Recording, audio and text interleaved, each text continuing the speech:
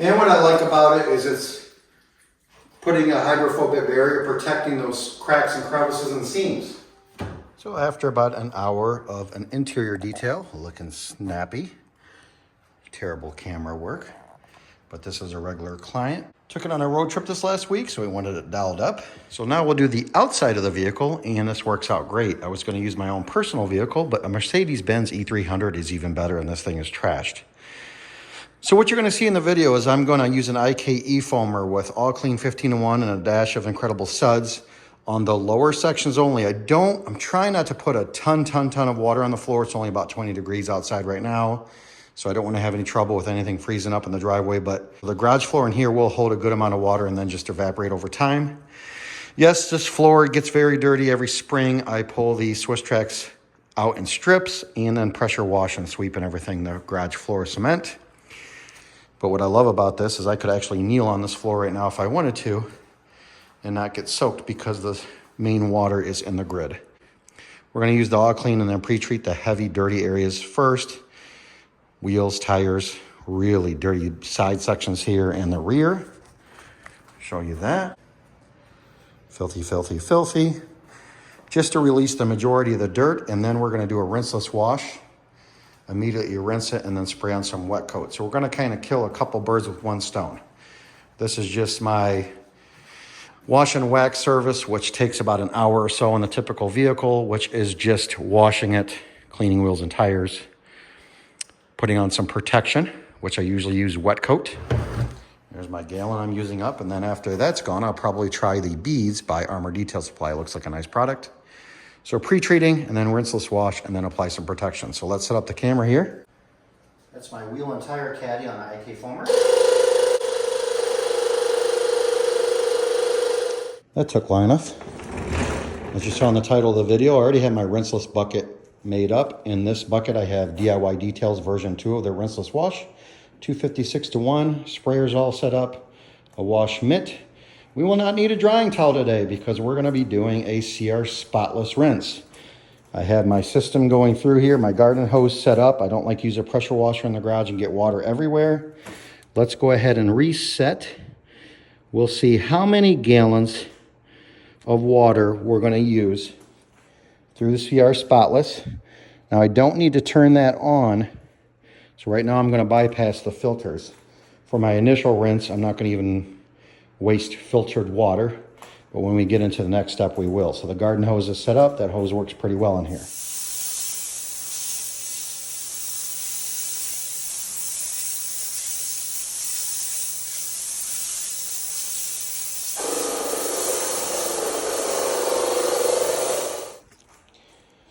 Now you can see that all clean is working fantastic at melting and dropping that dirt, kind of breaking it down so it will flush off a little bit easier.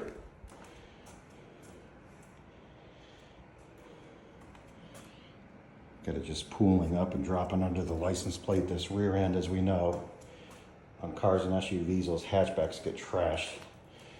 But that's doing a great job. The good thing about working indoors, in a colder environment, I can let this dwell for a long time. We'll let that work for a couple more minutes. And then we're gonna clean the wheels and tires. I do not myself personally like rinseless methods for cleaning wheels and tires. I like a conventional foamer and brushes. But notice I didn't really pre-treat up through the middle. That area is not that bad. Yeah, a lot of the dirt is rinsing right off. I'm getting the majority of those granular particles off, and what's left is just the traffic film.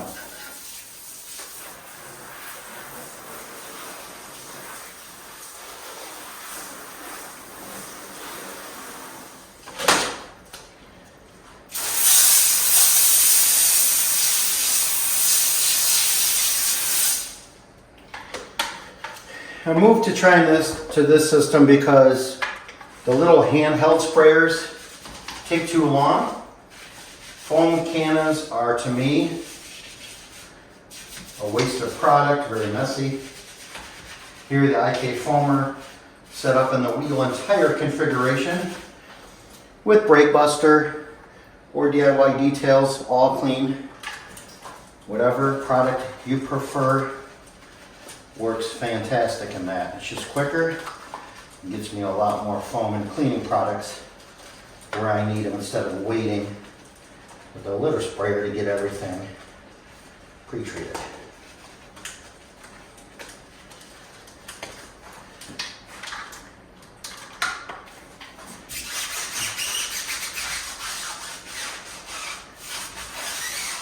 The wheels will hit in the end with WetCoat as well.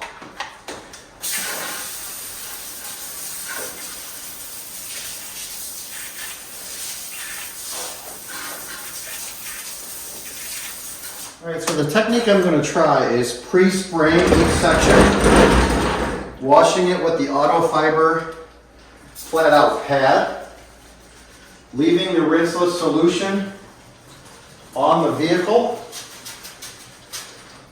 And then as I'm coming across and rinsing off that rinseless solution, right before I do it, I'm going to hit it with a spray of WetCoat. All right, so I'm spraying, pre-treating some rinseless wash all over, kind of pre-lubricate and break down any dirt.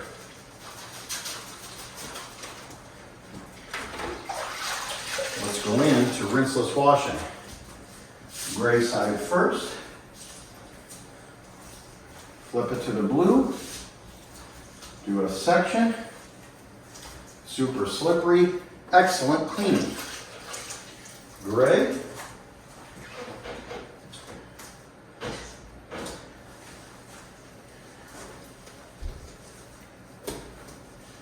Yeah, excellent at melting off that traffic film and scum.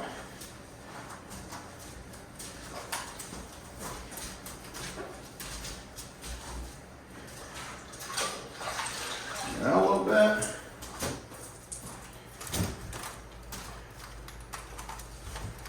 Yeah, it's doing a good job of cutting through it.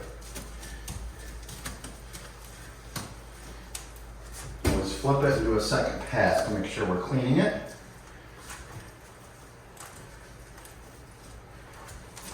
And I see this vehicle often, so I'll be able to tell how the WetCoat's holding up. Let's see if you can come in and watch. Watch how it just melts that traffic film, dirt, off this rear door. Nice and easy, look at that. Finish at the bottom, come back, and this spot there. All right, we'll continue our way around the vehicle. I'm out of breath, I'm out of shape. But here's my other thought. I'm gonna bring this over and show it to you. This water, rinseless wash fluid, gets so dirty, and you can see as you're cleaning each panel, that it just gets dirtier and dirtier. So I kind of like the idea of flushing with clean DI water, because then this dirty water isn't lurking in places, hanging up. It's not getting your towel dirty. You're not scratching anything. You know, the rinseless should be helping. So here we go. Let's show you up on the hood here first. Change the nozzles on this, and we have our WetCoat. But watch how there's really no beading on the windshield as I flush the rinseless wash off the hood. It's flat, right, folks? Couple sprays, I know I'm using too much. Don't care. Get the roof. You have to flush it till that product rinses away.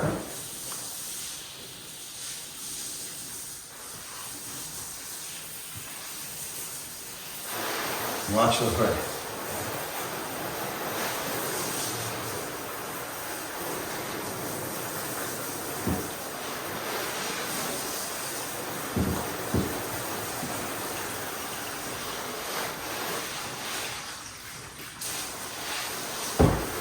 Beading water and dropping. Now we have hydrophobics. Watch the windshield. Get a little bit more in there. Spread it. Yeah, that's nice. The surface must be wet when we're applying WetCoat. A couple sprays here. I know, too much, I know. Wet the wheels. Get that wet coat on all the surfaces.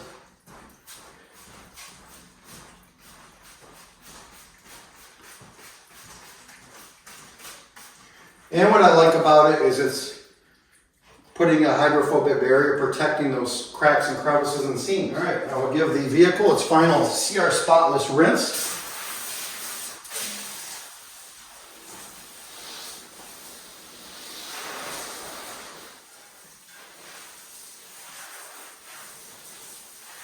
You're really supposed to kind of flush up. You're kind of working that product across the surfaces. Look at that dropping. That is beautiful. I'll take you in close here. No beading before. White's a little tricky to see, I know. But look at that. And that's what's nice is I can kind of flush out some of that dirt. I just like this technique. It feels so much cleaner. That is it. Let's go see how much water we used. If you have any questions about the CR Spotless, one of my favorite additions I've ever made to the garage, I only used 8.8 gallons of water. Less than the equivalent of 2 5-gallon pails of water dumped on this floor. So I doubt it might not even be running out to the driveway. That's it. Thanks for watching. The lazy way to clean and add protection.